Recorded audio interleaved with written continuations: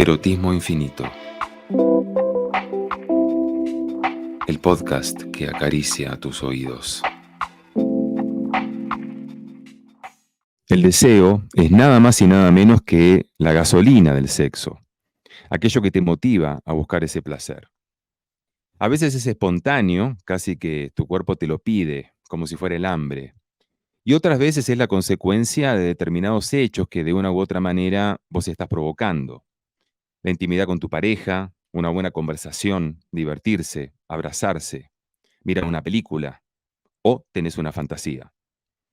La realidad es que el deseo está bombardeado por una cantidad de variables de las que ni siquiera somos conscientes, y esto hace que se altere todo el tiempo.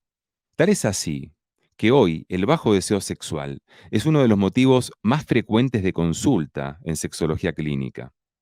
Y no solo en las mujeres, como suponemos, sino que cada vez recibimos más consultas de hombres con bajo deseo.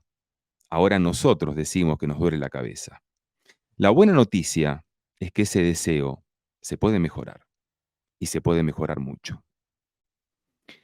Hola, ¿cómo estás? Soy Ezequiel López Peralta, esto es Erotismo Infinito y hoy vamos a hablar acerca de cómo aumentar tu deseo sexual.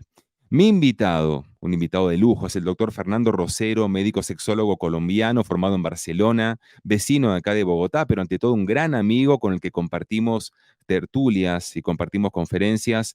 Y no es por nada, Fernando está en el podio de mis colegas preferidos. Fer, querido, ¿cómo estás? Qué gusto saludarte y tenerte por acá. El gusto es mío y tengo que decir que acabas de poner en un punto muy alto mi deseo también ya con esa frase. Ya hiciste una muy buena antesala frente a eso. Tú sabes que el cariño y el aprecio y el reconocimiento es mutuo. Trabajar contigo cuando lo hacemos es absolutamente maravilloso y creo que este espacio va a ser muy entretenido porque vamos a hablar de un tema que tú y yo disfrutamos mucho, que es hablar del deseo. Totalmente, totalmente. Y antes que nada, recuerden que Erotismo Infinito está en Spotify en audio y está en YouTube en audio y en video, así que no te olvides de suscribirte a estos canales y de seguirme en mi Instagram, que es @cita con Ezequiel. Bueno, Fer, querido, para entrar en tema directamente, ¿qué tan frecuente es el bajo deseo sexual? A ver, hay muchas estadísticas, algunas están un poco viciadas porque no está muy claro el diagnóstico en algunos casos, ¿no? Pero si pudiéramos decir más o menos con qué frecuencia aparecen hombres y mujeres, ¿qué podríamos decir? Mira, hagámoslo fácil. Yo creo que de 3 personas, de 3 mujeres que consultan por un problema de sexualidad, al menos 2 tienen algún tipo de afectación del deseo sexual. Es el motivo más frecuente de consulta por el que una mujer decide ir a mi consulta y muy seguramente los dos compartimos este Ujú, número. ujú, Tú lo ujú. decías muy bien, dependiendo quién hable de deseo, va a decir que es un 50%, otros van a decir que solamente es el 20%, pero yo creo que haciéndolo práctico me gustaría quedarme con ese 2 de cada 3 mujeres van a hablar del deseo. Decías algo que es súper importante, el deseo no solamente es un tema de mujeres, y si yo tuviera que hablar también del deseo en los hombres, tendría que decirte que de 10 hombres que consultan, voy a poner un número más grande, 2 hablarían también de disminución del deseo. Es un tema emergente, es un tema, como tú lo decías, que cada vez los hombres decimos, también me duele la cabeza, cada Mm, vez mm. podemos hablar más tranquila frente al tema y yo creo que serían como los datos generales. Es decir, estamos frente a un motivo de consulta muy, pero muy frecuente. Y además, Fer, cada vez se va normalizando más en los hombres, ¿no? Es como que, bueno, un hombre ahora dice, bueno, sí, no tengo ganas y ¿qué? O sea, me puede pasar, como me pueden pasar otras cosas, ¿sí? Si no solamente la eyaculación precoz, la disfunción eréctil. Tenemos que empezar a normalizar que esto pase en los hombres. El otro día me pasó una jornada de consulta, de hecho, ¿no? Tenía 4 pacientes en el módulo de la mañana. Eran 4 parejas. Y las 4 parejas con una situación casi que fotocopiada. Eran parejas de más o menos hablamos de franja de edad entre 35 a 45 años, algunos años de casados, algunos con hijos, otros no, pero en general hombres saludables. Y justamente la situación era esta, el hombre era el que no tenía el deseo, ¿no? Las causas en general, ahora vamos a hablar un poco de eso, pero en este caso tenían mucho que ver con la cuestión de la monotonía, del aburrimiento, del acostumbramiento, el estrés laboral, el enfocarse demasiado en lo laboral y muy poco en lo vincular o en la intimidad de la pareja. Pero bueno, entrando en ese tema, ¿Cómo nos damos cuenta de que perdimos el deseo? ¿Cuáles son las señales? Porque vos sabés que a veces es como la hipertensión arterial, es una enfermedad silenciosa, entre comillas, ¿no?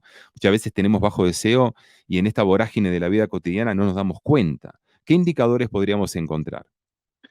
Mira, yo creo que hay que rescatar algo que tú estás diciendo y que es absolutamente importante. Se ha normalizado que el deseo sexual se va perdiendo con el paso de los años en la pareja estable.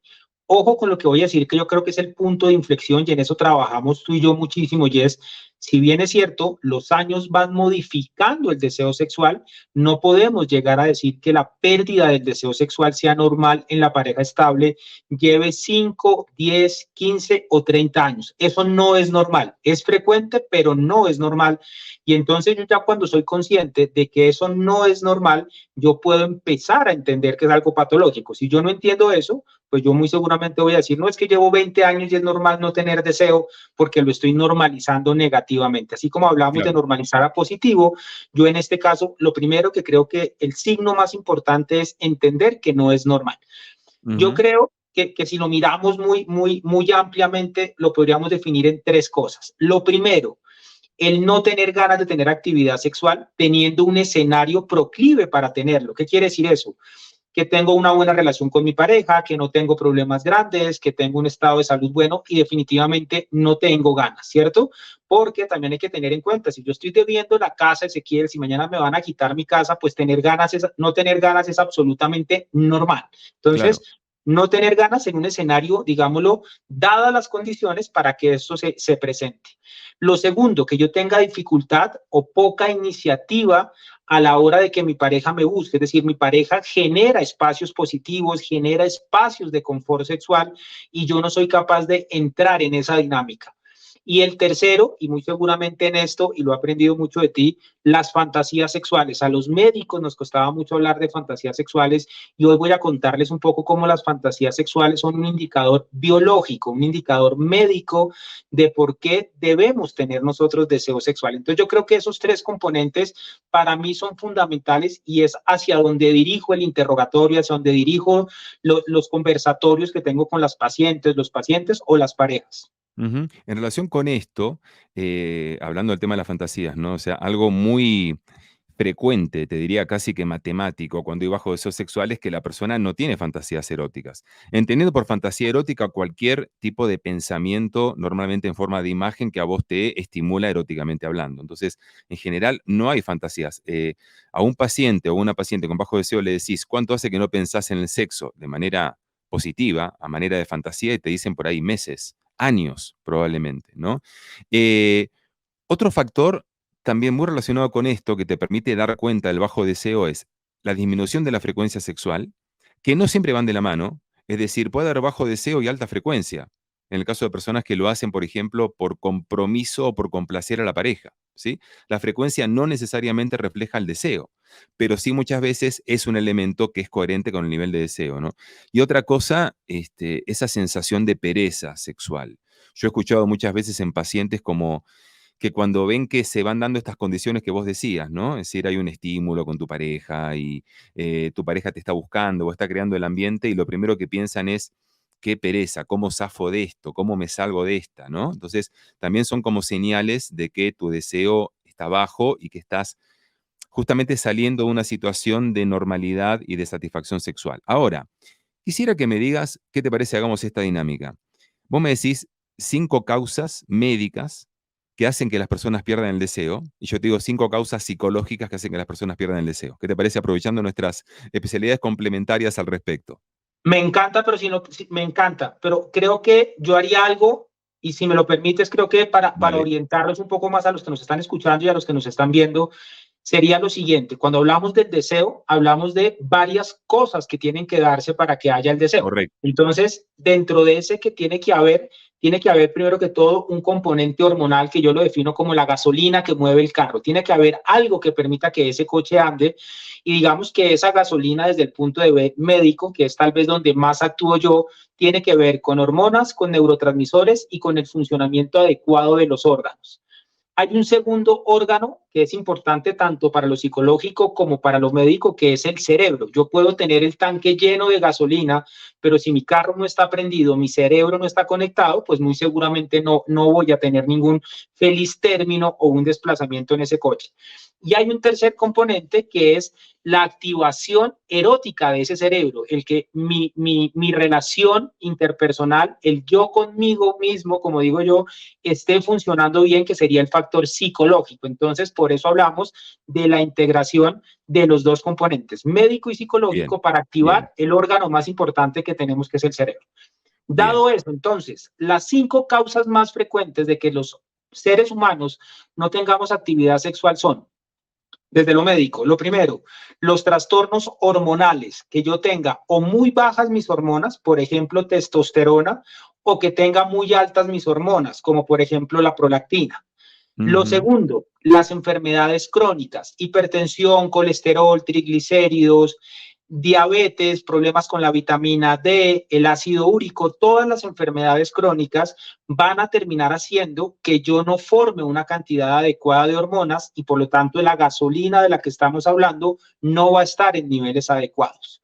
Otra causa bastante frecuente, y ojo con lo que voy a decir, los medicamentos son importantes para el control de muchas enfermedades, pero encontramos que muchas veces esos medicamentos producen una afectación en la función sexual y el deseo es de esos órganos, digámoslo así, o de estructuras más frecuentemente afectados. El ejemplo típico sería los antidepresivos, ¿cierto?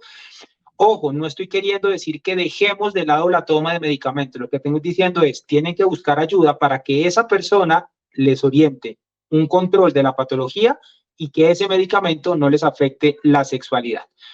Yo creo que el cuarto componente son los antecedentes, por ejemplo, de cirugías mayores o oncológicas. Pongamos el ejemplo del cáncer de mama.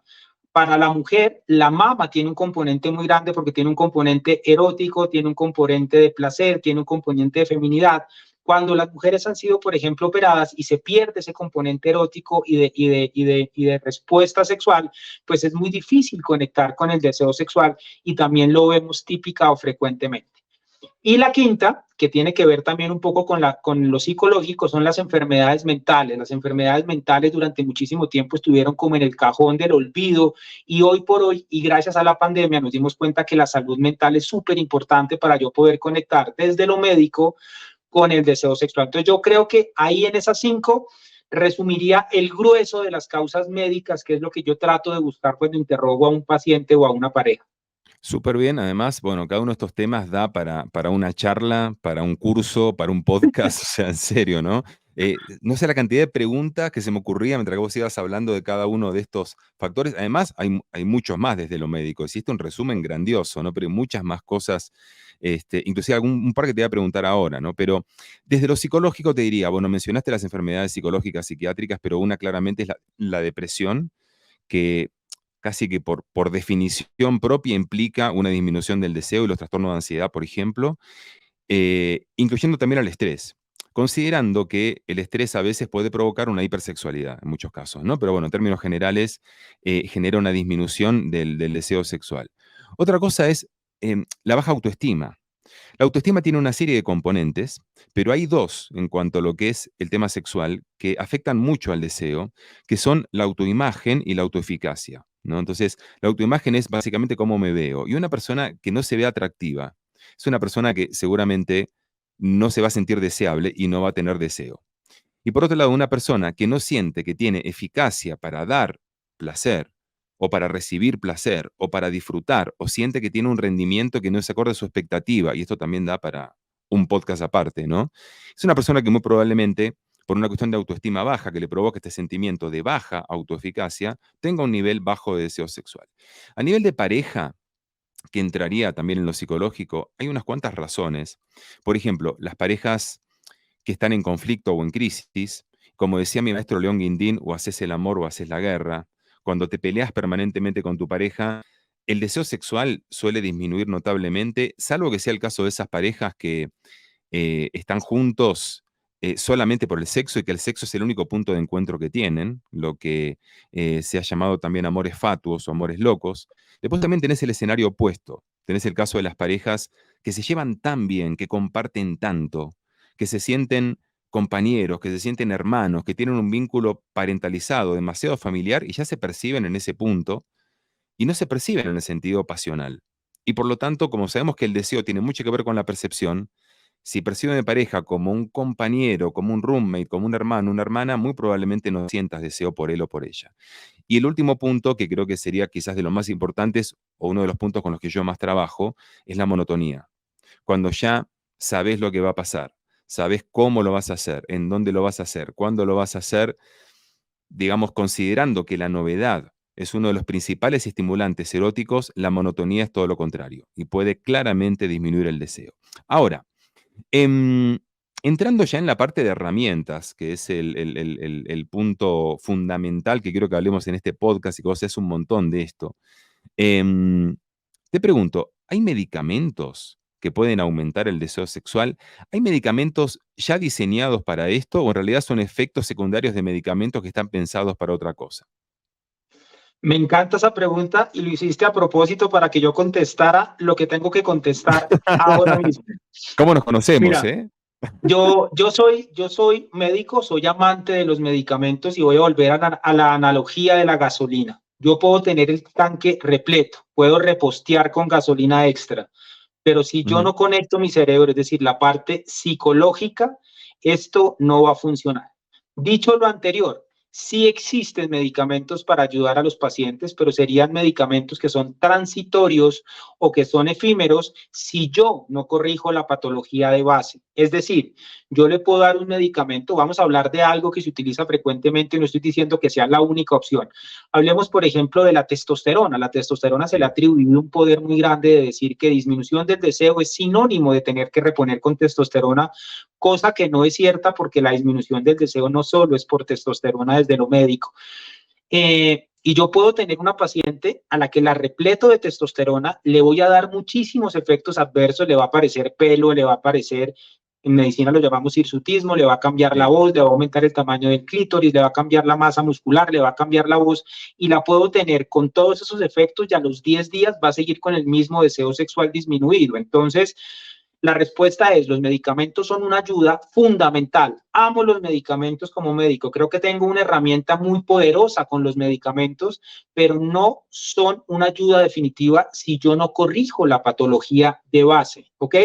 Vamos a ponerlo en paralelo con algo que pasa hoy en día. Estamos muy proclives a la buena alimentación.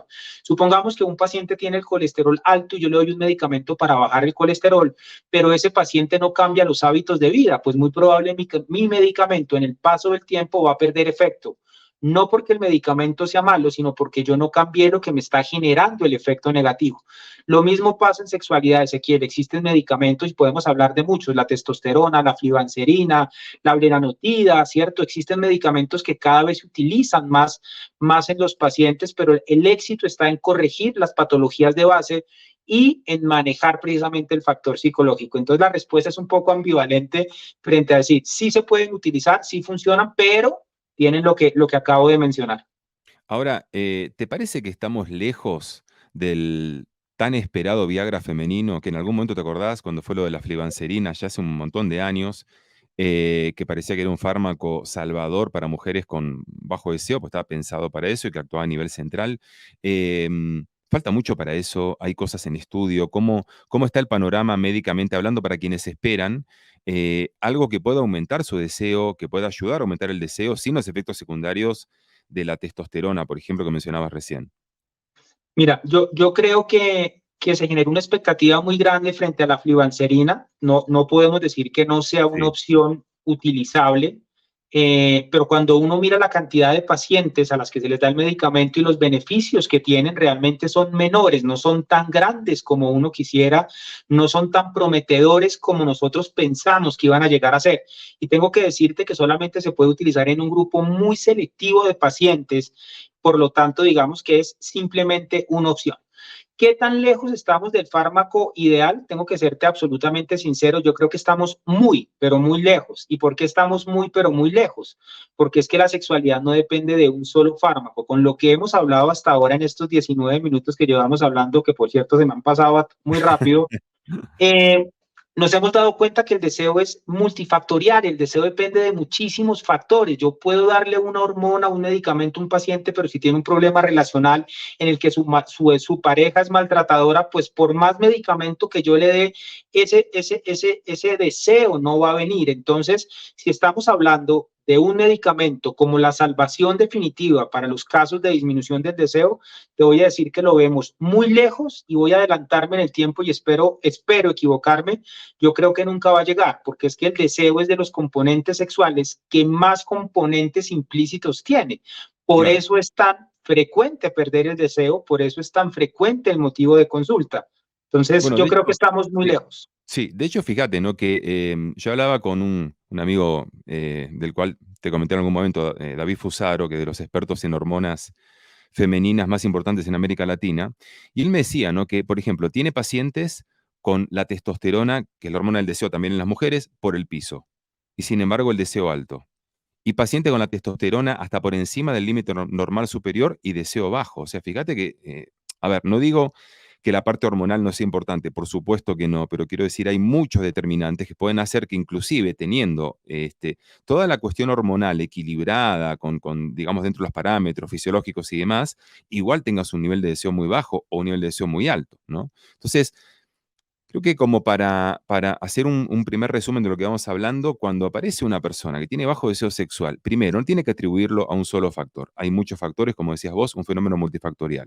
Pero por otro lado también tenemos que hacer una evaluación bastante exhaustiva justamente en cada uno de estos factores. Es decir, probablemente cuando una persona tiene bajo deseo sexual, deba consultar al menos a 2 profesionales, quizás más, pero por lo menos, médico sexólogo, como puede ser vos, ¿sí? Que pidas un screening, una evaluación no solamente hormonal, sino todo lo que veas en el caso en particular, un psicólogo sexólogo, por ser yo en este caso, y también, ¿por qué no?, un terapeuta de pareja que vea cómo están las relaciones, si hay componentes relacionales que son más fuertes que los otros componentes, ¿no? Entonces, em, como decía Laura Caldiz, una de las profesoras con las que me formé, ella decía, hay que pensar en grande y actuar en pequeño. Es decir, tenemos que ver el panorama completo, ¿no?, de la situación y después elegir por dónde vamos a empezar a actuar, porque tampoco podemos resolver todo, ¿sí? Hay que elegir muy bien estratégicamente por dónde empezar a trabajar, por dónde empezar a actuar, ¿no? Entonces, me parece que ese punto es como fundamental. Y De, mencionabas en de, algún momento, sí, decías algo que creo que es súper importante, Ezequiel. Creo que tocaste una piedra angular importantísima, lo de los pequeños cambios. Creo que desde la psicología y desde la medicina cada uno saca su mejor arsenal. Entendemos que esto es muy multidisciplinario, pero lo más importante con el deseo es mostrarle a ese paciente o a esa pareja que existen posibilidades de cambio porque el deseo es muy azaroso. El deseo se pierde muy fácilmente y se recupera muy difícilmente. Entonces yo creo que los que trabajamos en función del deseo, los que vivimos de la sexualidad, lo que más queremos rápidamente es generar un cambio. Entonces yo creo que esos pequeños cambios a los que hacía referencia, yo creo que eso es fundamental dentro del manejo de estos pacientes que muchas veces llegan a la consulta, y esto lo he aprendido de ti y de los profesionales de la salud que, con los que he tenido la posibilidad de hablar, es el factor emocional, es devastador, es decir, cada vez va entrando más en debacle. Esto es como la bola de nieve que va llevando a la disminución del deseo, a conflictos interpersonales, a una cantidad de situaciones. Y acordémonos que el deseo sexual disminuir en una persona es de las patologías que más termina afectando la autoestima también, por ejemplo, de las parejas, lo que conocemos como equilibrio sexual. Eso también nos daría para otro podcast, pero acordémonos que el deseo tiene un impacto muy grande en la persona, porque esa persona que comparte la vida con nosotros, no estoy diciendo en una relación estable, que comparte nuestros encuentros sexuales, si yo no lo busco o no respondo, se va a sentir poco querido, poco deseado, va a pensar que hay otra persona más o que estamos cambiando nuestra orientación sexual. Entonces, mira cómo hay sutilezas que muy seguramente en una consulta lo tenemos que plantear y lo tenemos que mirar.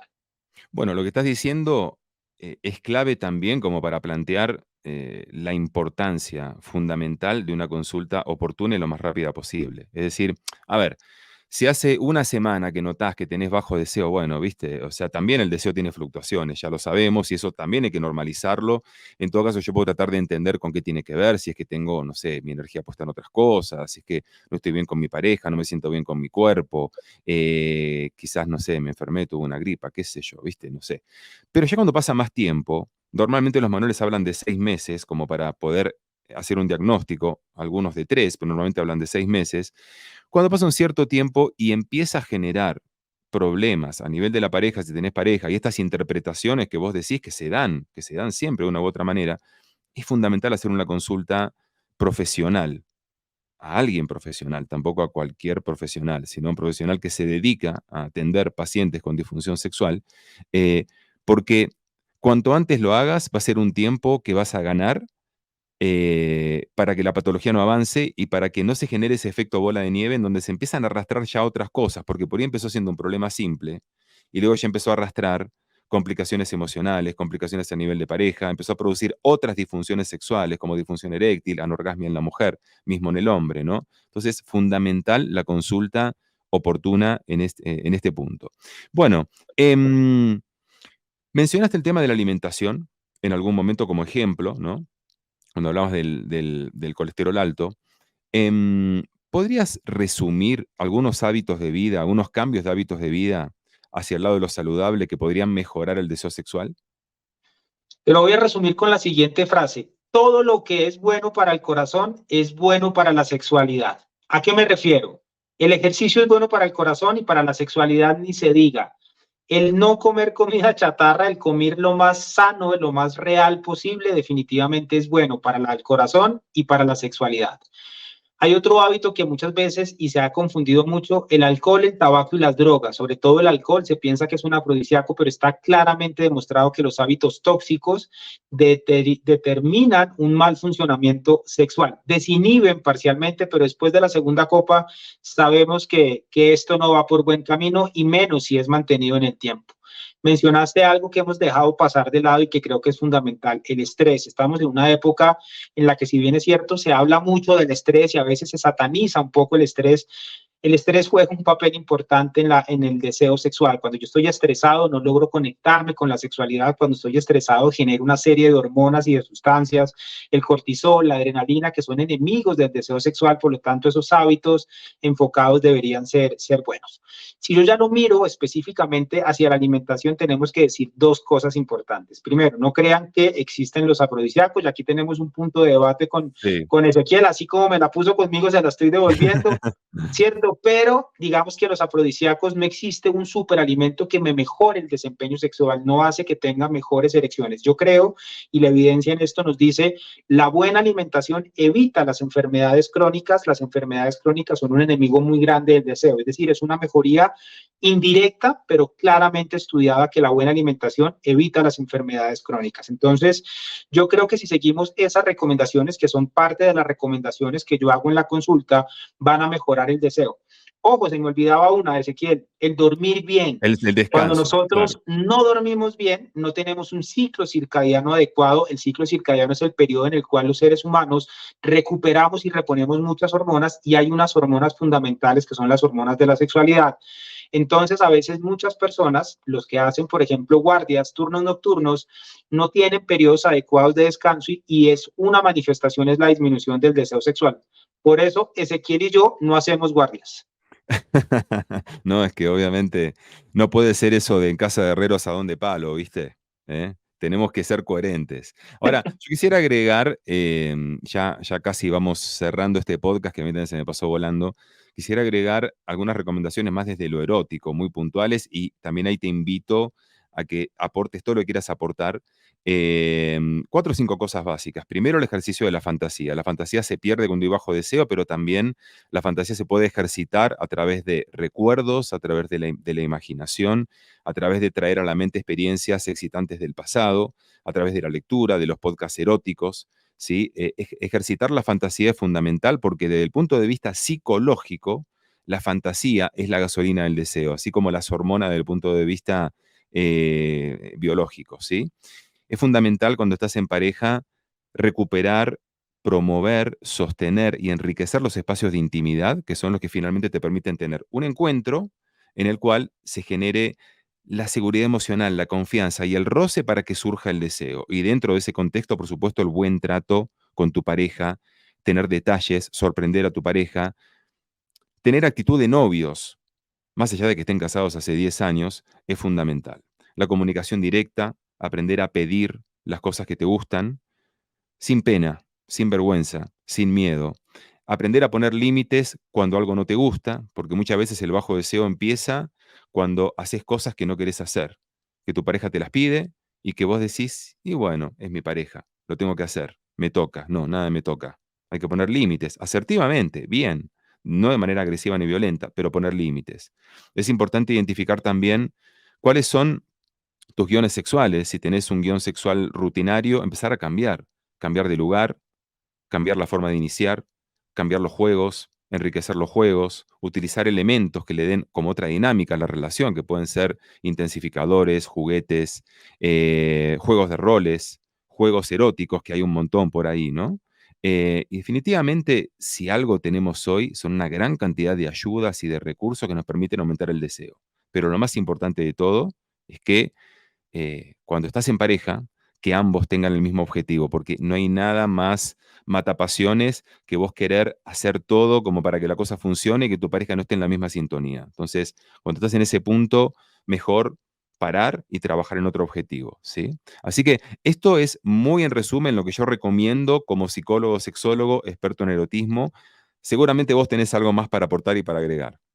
Yo escuchándote creo que están todas y voy a volver a poner sobre la mesa algo que dijiste que para mí es una de las cosas, vuelvo y te digo, que más he aprendido de escucharte y de compartir contigo escenarios, que es combatir la monotonía. Yo aquí voy a volver a mis ejemplos. Yo siempre digo, uno se cansa de comer arroz con pollo, así el arroz con pollo sea favorito. Ojo, el doctor Rosero no está incitándonos a que comamos otras cosas diferentes. No estoy incitando a la infidelidad. Lo que estoy diciendo es que hay que saber con esos ingredientes del arroz con pollo hacer una variación. Un día el pollo por separado, otro día el arroz, otro día las verduras, pero siempre comer lo mismo, pero de otra forma diferente. ¿Cómo se logra eso? Cambiando la hora y el sitio del encuentro sexual, generando dinámicas diferentes y por último, no olvidándonos que cuando estamos empezando a tener relación con alguien somos súper cariñosos, generamos espacios súper positivos, flores, chocolates, una cantidad de cosas y con el paso del tiempo se van olvidando. Entonces, creo que parte de lo que hay que hacer es eso, cambiar el sitio, cambiar la hora y generar espacios positivos para que de la mano con todo lo que nos dijiste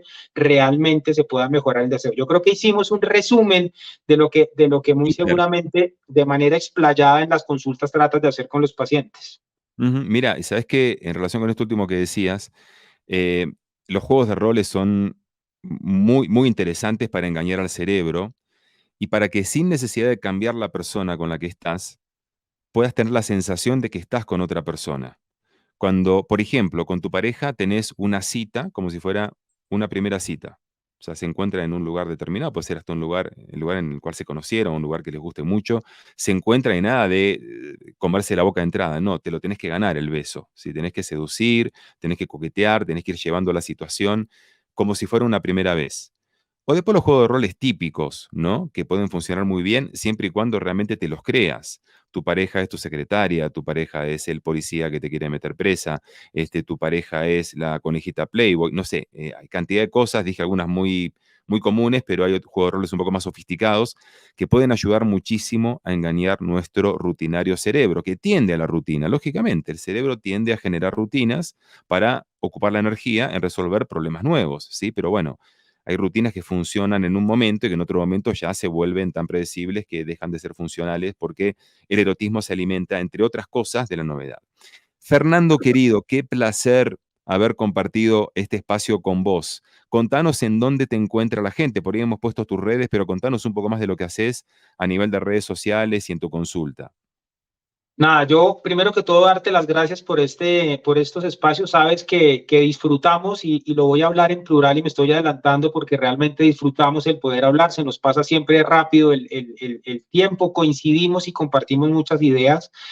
Y nada, entonces yo básicamente me dedico a la atención de la sexualidad desde la esfera biológica. Soy médico, estoy en la clínica de Marley. Ujú. Tengo también, estoy incursionando un poco en lo de las redes sociales, entonces ya han visto por ahí un poco el arroba sexólogo guión al piso Rosero, que es la forma en la que más fácil también se pueden contactar y mirar un poco de mi orientación frente a lo biológico, a la sexualidad. Buenísimo, buenísimo. Bueno, y por ahí haremos algún vivo próximamente que vi que los estás retomando, ¿eh? Y Tal cual. nada, un gran placer, te mando un gran abrazo, espero pronto dártelo.